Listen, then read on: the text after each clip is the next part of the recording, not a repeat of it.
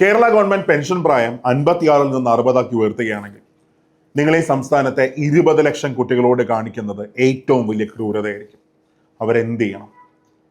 ഇന്ന് നിയമനം നോക്കുകയാണെങ്കിൽ ഏറ്റവും കുറഞ്ഞ നിയമനമുള്ളൊരു കാലഘട്ടത്തിലൂടെയാണ് നമ്മൾ കടന്നു പോകുന്നത്. LP UP നിയമനങ്ങൾ നടക്കുന്നില്ല, LDC നിയമനം കുറവാണ്, ഫോഴ്സ് പരീക്ഷകൾ നിയമനം കുറവാണ്. അപ്പൊ അങ്ങനെ ഒരു കാലഘട്ടത്തിലൂടെ കടന്നു പോകുമ്പോൾ ഇപ്പൊ പെൻഷൻ പ്രായം 56 നിന്ന് 60 ഉയർത്തുകയാണെങ്കിൽ വരാൻ പോകുന്ന 4 വർഷത്തേക്ക് കേരളത്തിൽ എന്തെങ്കിലും നിയമനം നടക്കും? നമ്മളിന്ന് കേൾക്കുന്ന മൊത്തം റൂമർ ഇതാണ്. കേരള ഗവൺമെന്റ് പെൻഷൻ പ്രായം ഉയർത്താൻ പോകുന്നു, അതിന്റെ തീരുമാനങ്ങൾ, അതിന്റെ ചർച്ചകൾ നടന്നുകൊണ്ടിരിക്കുന്നു. അങ്ങനെ ന്യൂസും ബാക്കിയെല്ലാം കേൾക്കുന്നുണ്ട്. ഒഫീഷ്യലായിട്ട് ഞാൻ ഈ പറയുമ്പോഴും ഒഫീഷ്യലായിട്ട് ഒരു ന്യൂസോ ഒരു ഇൻഫർമേഷനോ ഒന്നും വന്നിട്ടില്ല. അപ്പൊ ഞാൻ ഈ വീഡിയോ ചെയ്യുന്നതിന് മുമ്പായിട്ട് CM വിത്ത് മീയിൽ ഞാൻ വിളിച്ചു ചോദിച്ചായിരുന്നു അങ്ങനെ എന്തെങ്കിലും ഒരു കാര്യം വരുന്നുണ്ടോ. അപ്പൊ അവരും പറയുന്നത് ഇങ്ങനെ ഒരു ഫയലോ ഒരു ചർച്ച ചെയ്തോ നടന്നിട്ടില്ല, അങ്ങനെയാണ് ഇപ്പോഴും പറയുന്നത്. പക്ഷേ റൂമറുകളുണ്ട്, പെൻഷൻ പ്രായം കൂട്ടാൻ പോകുന്നു. പല റൂമറുകളും പിന്നീട് സത്യമായ ഒരു കാലഘട്ടവും നമ്മൾ കണ്ടിട്ടുണ്ട്. അപ്പോൾ അങ്ങനെ ഒരു ഗവൺമെന്റ് തീരുമാനം എടുക്കുകയാണെങ്കിൽ ഉറപ്പായിട്ടും 100% എനിക്ക് ഉറപ്പാണ് ഇങ്ങനെ ഒരു തീരുമാനം ഗവൺമെന്റ് എടുക്കത്തില്ല. കാര്യം ഒരിക്കലും 20 ലക്ഷം ആൾക്കാരെ കണ്ടില്ലെന്ന് നടിക്കാൻ ഒരു ഗവൺമെന്റ് സാധിക്കത്തില്ല. എന്നാലും അങ്ങനെ ഒരു തീരുമാനം എടുക്കുകയാണെങ്കിൽ ഈ 20 ലക്ഷം കുട്ടികളോട്, അല്ലെങ്കിൽ ഭാവിയിൽ അത് കൂടാം, 25 ലക്ഷമാകാം, 30 ലക്ഷമാകാം, അത്രയും കുട്ടികളോട് ഈ ഗവൺമെന്റ് കാണിക്കുന്ന ഏറ്റവും വലിയ നീതികേടാണ്. അവരെവിടെ പോകും? അവർക്ക് എന്ത് ചെയ്യാൻ പറ്റും? നമ്മൾ ബാക്കിയുള്ള സംസ്ഥാനങ്ങളെ കമ്പയർ ചെയ്യുമ്പോൾ ഇപ്പോൾ ഞാൻ തമിഴ്നാട് എടുക്കുകയാണ്, അല്ലെങ്കിൽ തെലങ്കാന എടുക്കുകയാണ്, അല്ലെങ്കിൽ ഗുജറാത്ത് എടുക്കുകയാണ്, മഹാരാഷ്ട്ര എടുക്കുകയാണ്, ചുറ്റും നോക്കിയാൽ നമുക്ക് ഒരുപാട് പ്രൈവറ്റ് സ്ഥാപനങ്ങൾ നമുക്ക് കാണാൻ പറ്റും. ഇപ്പൊ കേരളത്തിന്റെ ജോഗ്രഫിക്ക് പരമായിട്ടുള്ള പ്രത്യേകതകൾ കാരണം ഒരു പ്രൊഡക്ഷൻ ഹബ്ബായിട്ട് ഇവിടെ സംസ്ഥാനത്തിന് മാറാൻ പറ്റത്തില്ല. സർവീസ് സെക്ടറിലായിരിക്കും കേരളത്തിൽ ഏറ്റവും അധികം എംപ്ലോയ്മെന്റ് നേടുന്നത്. അപ്പോൾ എൻ്റെ ചോദ്യം ഇതാണ്, ഇവരൊക്കെ എന്ത് ചെയ്യും? കേരള ഗവൺമെന്റ് പെൻഷൻ പ്രായം 56 വയസ്സിൽ നിന്ന് 60 ഉയർത്തുകയാണെങ്കിൽ കേരളത്തിലെ യുവജനങ്ങളോട് നിങ്ങൾ ചെയ്യുന്ന ഏറ്റവും വലിയ ക്രൂരതയായിരിക്കും ഇത്. ഏതാണ്ട് 30 ലക്ഷം ആൾക്കാരാണ്, ആ നമ്പർ ഞാൻ ഉറക്കെ വിളിച്ചു പറയുന്നത്, 30 ലക്ഷം ആൾക്കാരാണ് കോമ്പറ്റീറ്റീവ് എക്സാമിന് വേണ്ടി പ്രിപ്പയർ ചെയ്യുന്ന ആൾക്കാർ കേരളത്തിലുള്ളത്. ഇവരുടെ അടുത്ത് എന്ത് ചെയ്യണം? എന്ത് ജോലി അവർ തിരഞ്ഞെടുക്കണം? ഏത് സംസ്ഥാനത്തേക്ക് അവർ തിരഞ്ഞെടുത്ത്? Okay, 3, 2, 1 go. കേരളത്തിലെ പെൻഷൻ പ്രായം 56 വയസ്സിൽ നിന്ന് 60 ഗവൺമെന്റ് ഉയർത്തുകയാണെങ്കിൽ കേരളത്തിലെ യുവാക്കളോട് നിങ്ങൾ ചെയ്യുന്ന ഏറ്റവും വലിയ ക്രൂരതയായിരിക്കും ഇത്. 30 ലക്ഷത്തോളം ആൾക്കാരാണ് കേരളത്തിൽ കോമ്പറ്റീറ്റീവ് എക്സാമിന് വേണ്ടി പ്രിപ്പയർ ചെയ്യുന്നത്. അവരോടെല്ലാം ഗവൺമെന്റ് മറുപടി കൊടുക്കേണ്ടി വരും. ഇവരെല്ലാം ഗൾഫിൽ പോകണോ, യൂറോപ്പിലേക്ക് പോകണോ, മറ്റ് സംസ്ഥാനങ്ങളിലേക്ക് ജോലിക്ക് കയറി പോകണോ? എന്താണ് അവർ ചെയ്യേണ്ടത്? ആ ചോദ്യത്തിന് ഗവൺമെന്റ് തീർച്ചയായിട്ടും മറുപടി കൊടുക്കേണ്ടി വരും. ഞാൻ ആ നമ്പർ ഒരിക്കൽ കൂടെ എടുത്തു പറയാണ്. 30 ലക്ഷം കുട്ടികളാണ് PSC എക്സാമിന് വേണ്ടി പ്രിപ്പയർ ചെയ്യുന്നത്. അവരുടെ ഫാമിലിയും കൂടെ ചേർത്ത് വരുമ്പോൾ 90 ലക്ഷം വോട്ടുകളാണ് അവിടെ നിർണായകമാകാൻ പോകുന്നത്. അങ്ങനെ ഒരു തീരുമാനം ഞാൻ ഈ പറയുന്ന ഈ സമയത്ത് പോലും അങ്ങനെ ഒഫീഷ്യലായിട്ട് ഒരു ന്യൂസും വന്നിട്ടില്ല. പക്ഷേ റൂമറുകൾ മൊത്തമുണ്ട്. ഇതിന്റെ ചർച്ചകൾ നടക്കുന്നു, പെൻഷൻ പ്രായം കൂട്ടുന്നതിനെ കുറിച്ച് ചർച്ചകൾ നടക്കുന്നു. സർവീസ് സംഘടനയിലെല്ലാം തന്നെ ഇലക്ഷൻ സമയമായതുകൊണ്ട് തന്നെ അവർ ശക്തമായിട്ട് അതിനുവേണ്ടി പ്രഷർ ചെയ്യുന്നു. അതിനുവേണ്ടി അവർ ഒരുപാട് റീസൺസ് കണ്ടെത്തുന്നു. തമിഴ്നാട്ടിൽ പെൻഷൻ പ്രായം 60 വയസ്സാണ്, ആന്ധ്രാപ്രദേശിൽ പെൻഷൻ പ്രായം 62 വയസ്സാണ്, സെൻട്രൽ ഗവൺമെന്റ് 60 വയസ്സാക്കി വരുത്തി, കേരളത്തിൽ ഇപ്പോഴും 56 ആണ്. അങ്ങനെ ഒരുപാട് കാര്യങ്ങൾ അവർ പ്രഷർ ചെയ്യുന്നുണ്ടാകാം. പക്ഷേ ഗവൺമെന്റ് ഒരിക്കലും ആ ഒരു തീരുമാനത്തിലേക്ക് പോകത്തില്ല എന്ന് തന്നെയാണ് എൻ്റെ ഉറച്ച വിശ്വാസം. അഥവാ പോയാൽ നിങ്ങൾ കൊടുക്കുന്ന മെസ്സേജ് എന്താണ്? കഴിഞ്ഞ 10 വർഷം കൊണ്ട് ഞങ്ങൾ ഭരിച്ചു, ഞങ്ങളുടെ കയ്യിൽ കാശൊന്നുമില്ല, അതുകൊണ്ട് തന്നെ ഞങ്ങളിപ്പോൾ അവർ റിട്ടയർ ചെയ്ത് പോകുമ്പോൾ അവർക്ക് ഒരുപാട് പൈസ കൊടുക്കാനുള്ളത് കൊണ്ട് തന്നെ അതിനെ മാറ്റാൻ വേണ്ടി ഞങ്ങൾ പെൻഷൻ പ്രായം കൂട്ടാൻ പോവുകയാണ്. ആ ഒരു മെസ്സേജാണ് കൊടുക്കാൻ പോകുന്നത്. ഇപ്പോൾ അടുത്ത 2 മാസങ്ങൾക്കകം ഇലക്ഷൻ നടക്കാൻ പോവുകയാണ്. ഞാൻ ഈ നേരത്തെ പറഞ്ഞ പോലെ തന്നെ 90 ലക്ഷം വോട്ടുകൾ, 90 ലക്ഷം ആൾക്കാർ ഇവിടെ സ്വാധീനിക്കപ്പെടാം. അങ്ങനെ ഒരു തീരുമാനം ഗവൺമെന്റ് ചെയ്യാൻ പറ്റുമോ? ഒരിക്കലുമില്ല. അവിടെ നമ്മൾ മനസ്സിലാക്കേണ്ട ഒരു കാര്യം, കേരളത്തിന്റെ പ്രത്യേകത ജോഗ്രഫിക്കലി നമുക്ക് പ്രൊഡക്ഷൻ ഹബ്ബോ ബാക്കിയൊന്നും ഉണ്ടാക്കാൻ പറ്റത്തില്ല. ഇപ്പോൾ നമ്മൾ തമിഴ്നാട് എടുക്കുകയാണ്, അല്ലെങ്കിൽ തെലങ്കാന എടുക്കുകയാണ്, അല്ലെങ്കിൽ ഗുജറാത്ത് എടുക്കുകയാണ്, അവിടെ പ്രൈവറ്റ് സെക്ടർ ഏറ്റവും വലിയ റോള് വഹിക്കുന്നുണ്ട്. അതായത് ആകെ അവിടെ ജോലി കൊടുക്കുന്നതിന്റെ ചിലപ്പോൾ 80% കോൺട്രിബ്യൂട്ട് ചെയ്യുന്ന പ്രൈവറ്റ് സെക്ടർ ആയിരിക്കും. പക്ഷേ നമ്മൾ അങ്ങനെയല്ല. നമ്മുടെ കുട്ടികൾക്ക് ജോലി കൊടുക്കേണ്ടത്, നമ്മുടെ കുട്ടികൾ അതിനുവേണ്ടി പ്രാപ്തരാക്കേണ്ടത് അത് ഗവൺമെന്റിന്റെ ചുമതല തന്നെയാണ്, ഗവൺമെന്റിന്റെ കടമ തന്നെയാണ്. അപ്പോൾ അത് നമുക്ക് നമ്മുടെ ഗവൺമെന്റിന് ചെയ്യാൻ പറ്റിയില്ലെങ്കിൽ എന്താണ് നമ്മൾ കൊടുക്കുന്ന മെസ്സേജ്? അപ്പോൾ ഞാൻ ഈ വീഡിയോ ചെയ്യുന്നതിന് മുമ്പ് CM വിത്ത് മീയിൽ ഞാൻ വിളിച്ചു ചോദിച്ചിട്ടുണ്ടായിരുന്നു, കേരളത്തിലെ പെൻഷൻ പ്രായം 56 വയസ്സിൽ നിന്ന് 60 ഉയർത്തുകയാണെങ്കിൽ നിങ്ങൾ ഗവൺമെന്റ് കേരളത്തെ യുവാക്കളോട് ചെയ്യുന്ന ഏറ്റവും വലിയ ക്രൂരത ഇതായിരിക്കും. അവരെന്ത് ചെയ്യണം? അവരെങ്ങോട്ട് പോകണം? അവരെന്താണ് ചെയ്യേണ്ടത്? ഇതിനെല്ലാം നിങ്ങൾ മറുപടി കൊടുക്കേണ്ടി വരും. Welcome to super notes. നമ്മളിന്ന് ഡിസ്കസ് ചെയ്യുന്നത് ഈ ഒരു ന്യൂസിനെ കുറിച്ചാണ്. കേരളത്തിൽ പെൻഷൻ പ്രായം ഉയർത്താൻ പോവുകയാണ്, 60 വയസ്സാക്കി ഉയർത്താൻ പോകുന്നു. ആ ന്യൂസ് മൊത്തം നമ്മൾ സ്പ്രെഡ് ചെയ്തുകൊണ്ടിരിക്കുന്നു. അപ്പോൾ ഞാൻ ഈ പറയുമ്പോഴും ഞാൻ CM വിത്ത് മീയിൽ ഞാനിപ്പോൾ വിളിച്ച് ചോദിച്ചിട്ടാണ് നിൽക്കുന്നത്, ഇങ്ങനെ എന്തെങ്കിലും ഒരു മൂവ്മെന്റ് ഉണ്ടോ, എന്തെങ്കിലും ഒരു ഫയൽ വന്നിട്ടുണ്ടോ. അപ്പോൾ അവരും ഉറപ്പിച്ച് പറയുന്നത് ഇങ്ങനെ ഒരു ചർച്ചയും വന്നിട്ടില്ല, ഒരു ഫയലും വന്നിട്ടില്ല എന്ന് തന്നെയാണ് അവർ പറയുന്നത്. മാത്രമല്ല ഞാൻ ഈ പറയുമ്പോഴും ഞാൻ വിശ്വസിക്കുന്നത് ഒരിക്കലും ഒരു ഗവൺമെന്റിന് ഇങ്ങനെ ചെയ്യാൻ പറ്റത്തില്ല, പെൻഷൻ പ്രായം ഉയർത്താൻ പറ്റത്തില്ല. അങ്ങനെയാണെങ്കിൽ കേരളത്തിൽ PSC പഠിക്കുന്ന കോമ്പറ്റേറ്റീവ് എക്സാമിന് വേണ്ടി പ്രിപ്പയർ ചെയ്യുന്ന 30 ലക്ഷം കുട്ടികളുണ്ട്. ഈ 30 ലക്ഷം അവരുടെ ഫാമിലിയും കൂടെ ചേർത്ത് നോക്കുകയാണെങ്കിൽ 90 ലക്ഷം വോട്ടുകളായിരിക്കും അവിടെ അത് സ്വാധീനിക്കാൻ പോകുന്നത്. ഒരിക്കലും ഗവൺമെന്റിന് അത് കണ്ടില്ല എന്ന് നടിക്കാൻ പറ്റത്തില്ല.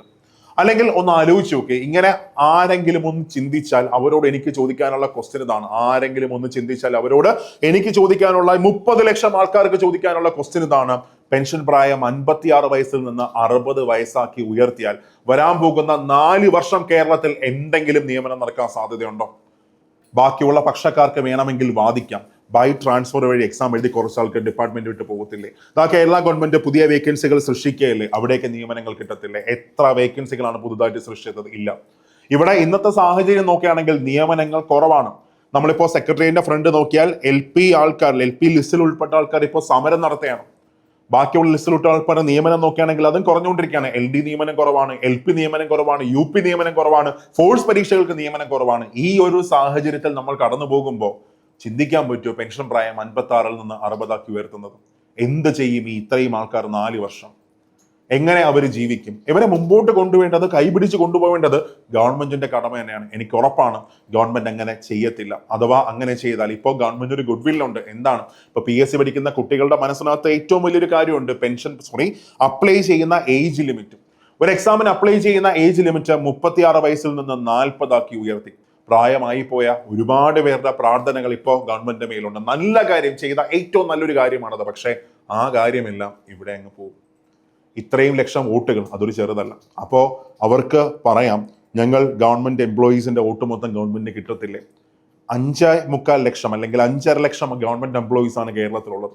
അതിനകത്ത് ചിലപ്പോൾ 2.5 ലക്ഷം ആൾക്കാർ ഒരു പാർട്ടിയിൽ വിശ്വസിക്കുന്ന ആൾക്കാരായിരിക്കും. അവരുടെ ഫാമിലിയും കൂടെ ചേർത്തെടുത്താൽ മാക്സിമം 7.5 ലക്ഷം ആൾക്കാർ. പക്ഷേ PSC പഠിക്കുന്ന കുട്ടികൾ ഫാമിലിയും കൂടെ ചേർത്തെടുക്കുമ്പോൾ 90 ലക്ഷം ആൾക്കാരാണ് അവിടെ വരുന്നത്.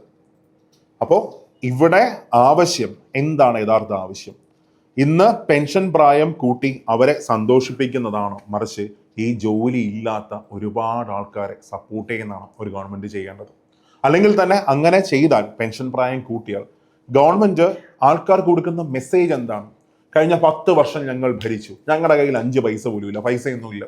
അപ്പോൾ അതുകൊണ്ട് തന്നെ ഇപ്പൊ പെൻഷനായി പോകുമ്പോൾ മെയിൽ ഒരുപാട് പേര് പെൻഷനാവാൻ പോവുകയാണ്. അവർക്ക് ഒരുപാട് എമൗണ്ട് കൊടുക്കേണ്ടി വരും. അത് കൊടുക്കാതിരിക്കാൻ വേണ്ടി ഞങ്ങൾ ഏജ് ലിമിറ്റ് കൂട്ടുകയാണ്. അങ്ങനെ ഒരു ഗവൺമെന്റ് ഒരു മെസ്സേജ് കൊടുക്കാൻ പറ്റും? അങ്ങനെ ഒരു മെസ്സേജ് കൊടുത്താൽ എന്തായിരിക്കും ബാക്കിയുള്ളവർ, ഞങ്ങൾ, കുട്ടികൾ എല്ലാവരും ഗവൺമെന്റിനെ കുറിച്ച് കരുതേണ്ടത്? സോ ഒരിക്കലും ഇങ്ങനൊരു കാര്യം ചെയ്യത്തില്ല, ചെയ്യാൻ പറ്റത്തില്ല എന്ന് തന്നെയാണ് എൻ്റെ വിശ്വാസം. അപ്പോൾ ഞാൻ ഈ പറയുമ്പോഴും ഞാൻ ഇപ്പോഴും ഗവൺമെന്റിനെ സപ്പോർട്ട് ചെയ്യുന്ന ഒരാളാണ്. എന്തുകൊണ്ട് സപ്പോർട്ട് ചെയ്യുന്നു? PSC അപ്ലൈ ചെയ്യാനുള്ള ഏജ് ലിമിറ്റ് ഉയർത്തിയാൽ എനിക്ക് ഒരുപാട് സന്തോഷമുണ്ട്. ഒരുപാട് കുട്ടികൾക്ക് അതുകൊണ്ട് അതിൻ്റെ ഒരു പ്രയോജനം കിട്ടും. അപ്പോൾ ഇവിടെ ഞങ്ങൾ ആവശ്യപ്പെടുന്നത്, അല്ലെങ്കിൽ ഈ 30 ലക്ഷം ആൾക്കാരും ആവശ്യപ്പെടുന്നത്, നിയമനം കൂട്ടുക. എത്രത്തോളം നിയമനം കൊടുക്കാൻ പറ്റുമോ അത്രത്തോളം നിയമനം കൊടുക്കുക. മാത്രമല്ല ഫോഴ്സ് പരീക്ഷകൾക്കും കൂടെ ഏജ് ലിമിറ്റ് ഉയർത്തിയത് അതിനും കൂടെ ബാധകമാക്കാം. ഇതാണ് ഞങ്ങളുടെ ആവശ്യം. ഒരുപക്ഷെ ഞങ്ങൾ വോട്ട് ചെയ്യാൻ പോകുന്നതും, ഇത്രയും ആൾക്കാർ വോട്ട് ചെയ്യാൻ പോകുന്നതും ഇങ്ങനെയായിരിക്കും. വരാൻ പോകുന്ന പ്രകടന പത്രികയിൽ എത്രത്തോളം നിയമനങ്ങൾ ഒരു ഗവൺമെന്റിന് ഗ്യാരണ്ടി ചെയ്യാൻ പറ്റും, ആരാണോ ഏറ്റവും അധികം നിയമനങ്ങൾ കൂടുതൽ വാഗ്ദാനം ചെയ്യുന്നത്, ഇത് കൊടുക്കാൻ ശ്രമിക്കുന്നത്, അവർക്കായിരിക്കും ഞങ്ങളുടെ വോട്ട് വരുന്നത്. അപ്പോൾ ഗവൺമെന്റ് ശ്രദ്ധിക്കേണ്ടത് എന്താണ്? ഈ കാര്യമല്ലേ? അല്ലെങ്കിൽ തന്നെ ഒരു വെൽഫെയർ സ്റ്റേറ്റ് എന്താണ്? എല്ലാവർക്കും ജോലി, അതിനുള്ള സാഹചര്യങ്ങൾ ഉണ്ടാക്കി കൊടുക്കുക. അതേപോലെ തന്നെ നല്ല ആരോഗ്യം കൊടുക്കുക, നല്ല വിദ്യാഭ്യാസം കൊടുക്കുക, നല്ല പെൻഷൻ കൊടുക്കുക. ഇതാണ് ഒരു വെൽഫെയർ സ്റ്റേറ്റിന്റെ ഒരു കടമ, അല്ലെങ്കിൽ ഇതാണ് ഒരു വെൽഫെയർ സ്റ്റേറ്റിന്റെ ഡെഫിനിഷൻ. അല്ലാതെ ഉള്ളവർക്ക് ഇത്രയും ശമ്പളമുള്ളവർക്ക് വീണ്ടും വാരിക്കൂരി കൊടുക്കുക എന്നല്ല, അല്ലെങ്കിൽ വീണ്ടും പെൻഷൻ പ്രായം കൂട്ടി അവരുടെ പെൻഷൻ കൂട്ടുക എന്നല്ല, മറിച്ച് ഇക്വാലിറ്റി, എല്ലാവർക്കും ജോലി വേണം, ഈ പഠിക്കുന്നവർക്കും ജോലി വേണം. ഒന്നാലോചിച്ച് നോക്കിയേ, ആരാണ് ഒരു PSC സ്റ്റുഡന്റ് എന്ന് ചോദിച്ചാൽ അവന്റെ അവസ്ഥ എന്താണെന്നറിയോ? ആരാണ് ഒരു PSC സ്റ്റുഡന്റ് എന്ന് ചോദിച്ചാൽ 3 വർഷം ഒരു എക്സാമിനെ ചേസ് ചെയ്യുന്നവനാണ്. 3 വർഷം ഒരു എക്സാമിനെ ചേസ് ചെയ്യാൻ ഒന്ന് ആലോചിച്ച് നോക്കി. ഇപ്പോൾ ഞാൻ ഒരു പരീക്ഷ എടുത്ത് പറഞ്ഞാൽ 2023 LDസിയുടെ നോട്ടിഫിക്കേഷൻ വന്നു, 2024 LDസിയുടെ പരീക്ഷ നടന്നു, 2025 അതിന്റെ റാങ്ക് ലിസ്റ്റ് വന്നു, 2028 വരെ ആ റാങ്ക് ലിസ്റ്റിന് കാലാവധിയുണ്ട്. അതായത് 2023 മുതൽ 2028 വരെയാണ് ഒരു എക്സാമിന്റെ ഡ്യൂറേഷൻ. ആ 5 വർഷം ഒരു എക്സാമിന് വേണ്ടി പൊരുതുന്നവനാണ്, ആ 5 വർഷം ഒരു എക്സാമിന് വേണ്ടി മാറ്റിവെക്കുന്നവനാണ് ഒരു PSC എക്സാമിന് വേണ്ടി പഠിക്കുന്ന ഒരു കുട്ടി. അപ്പോൾ ആ കുട്ടികളെ കണ്ടില്ല എന്ന് ഒരിക്കലും ഒരു ഗവൺമെന്റ് നടിക്കരുത്. ഇത്രയും പേരും ഇത്രയും ആൾക്കാരും നിങ്ങളുടെ പാർട്ടിയിലും വിശ്വസിക്കുന്ന ആൾക്കാരാണ്, അല്ലെങ്കിൽ ഓരോ പാർട്ടിയിലും വിശ്വസിക്കുന്ന ആൾക്കാരാണ്. അവരുടെ കണ്ണുനീർ ഒരിക്കലും ഇടവരുത്തരുത്, അങ്ങനെ ഒരു സംഭവം ഉണ്ടാവരുത്, അങ്ങനെ ഉണ്ടാവത്തില്ല എന്ന് തന്നെയാണ് എൻ്റെ വിശ്വാസം.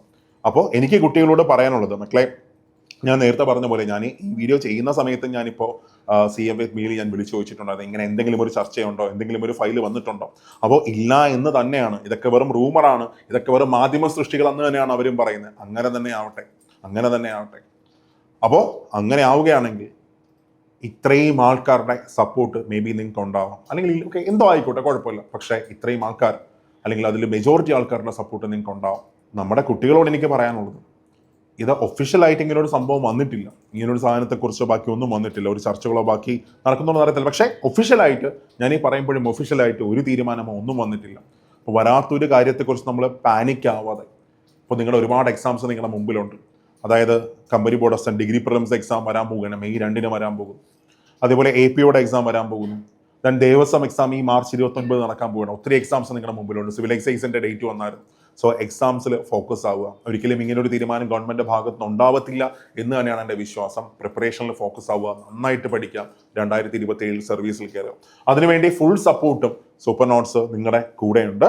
അപ്പോൾ മറ്റൊരു സെഷനിൽ കാണാം. Thank you.